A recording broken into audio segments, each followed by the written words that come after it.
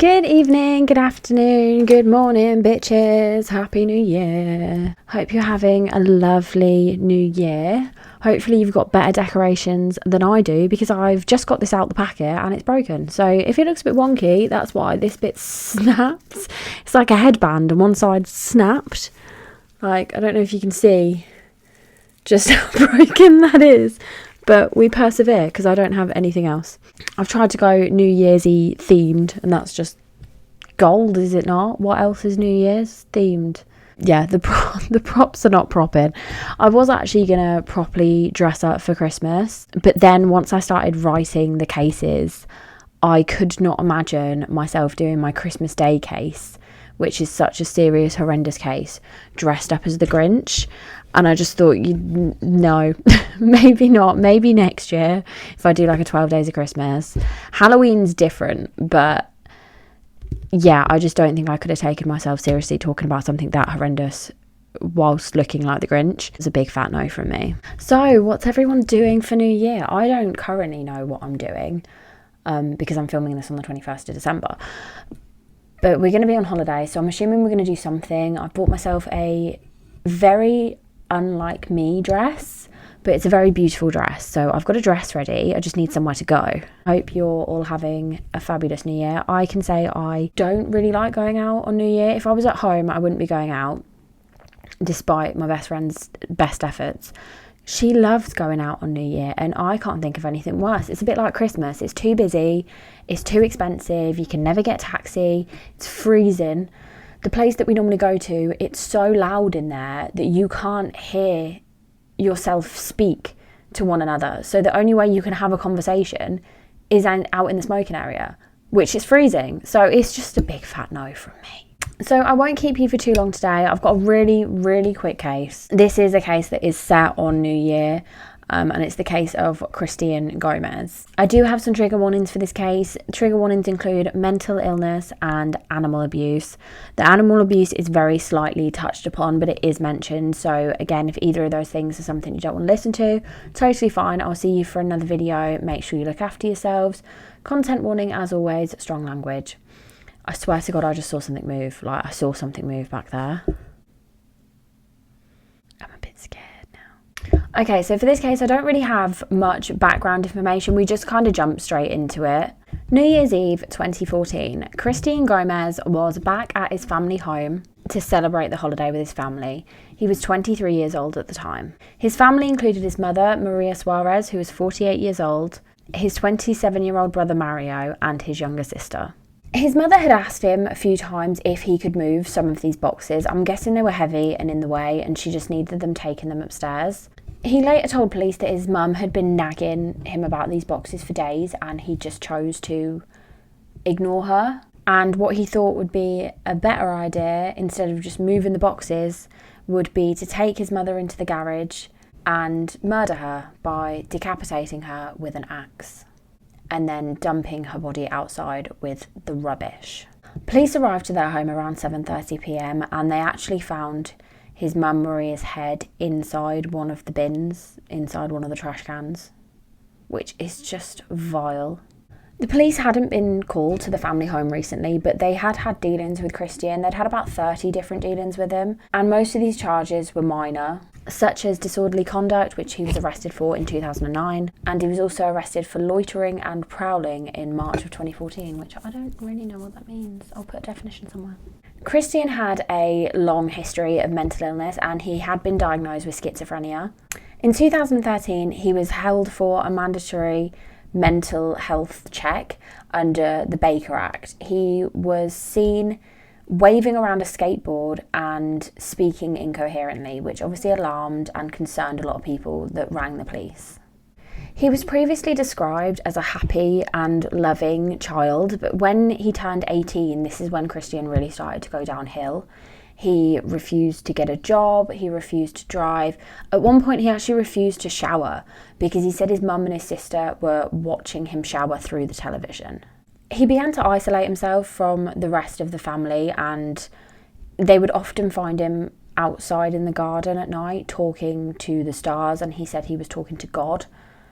At one point, he did skin and bury the family cat also. Maria, bless her, had tried absolutely everything that she could to try and help her son. She'd taken him to numerous different doctors and he was given quite a few different medications, but his disturbing, concerning and erratic behaviour only seemed to intensify, and Maria actually ended up sleeping with a kitchen knife under her pillow for protection from him.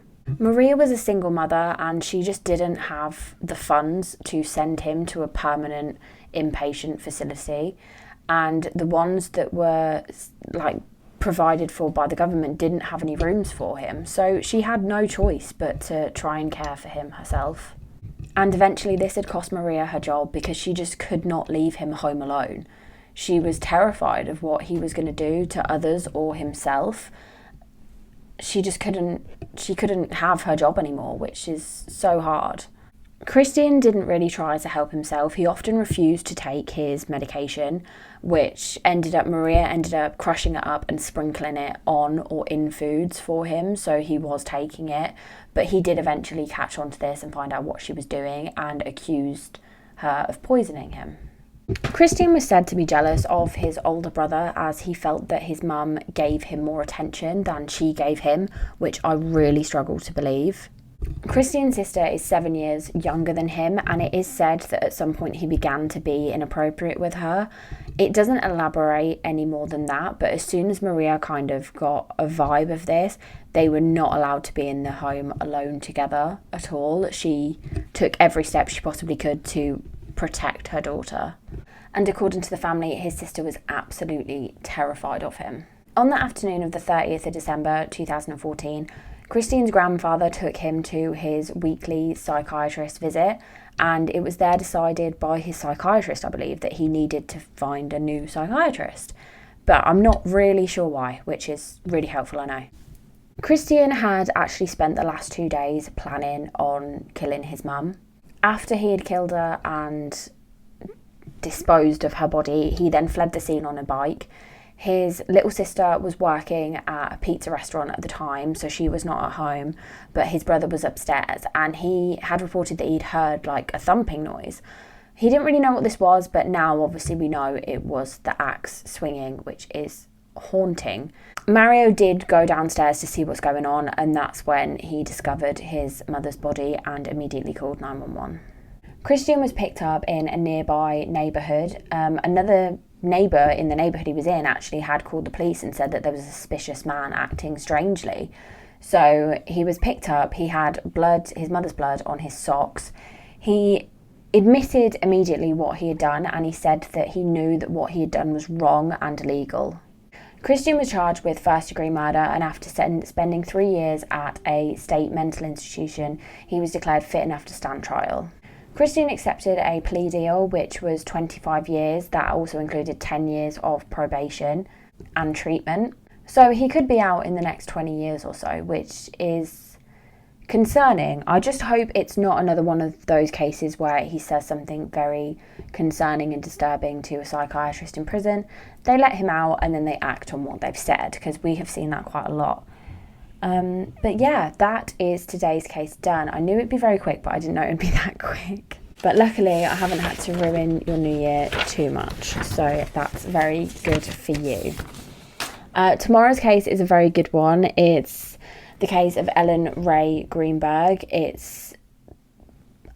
don't want to say it's solved because it's very grey and it's a very confusing case. So definitely check that out tomorrow. It's going to be very good, if I do say so myself. I'm very proud of my script. And what better thing to watch when you're really hungover than me? So have a lovely New Year's. I will see you tomorrow. Make good choices. Take your meds. There's no shame in taking meds. Absolutely none. Take them. They are there for you for a reason. Don't get murdered. I'll see you tomorrow. Love you. Bye. I feel like everyone just hears me filming and they're like, yeah, let's shout. And what could you possibly dress up as for New Year? I don't know. It might just be my eyes, because I am covered in glitter. On Christmas and New Year, the consistent thing between the two of them is glitter. A few, disorderly content, a mandatory He tended to, and according to it, I've got two more to do. Thank God for Monster. Who dat? Are you fit? Oh God, my knees. Oh, my back. Oh God, I'm so old. Everything's fucking broken. Pop off, Rare Beauty. Oh, everything hurts.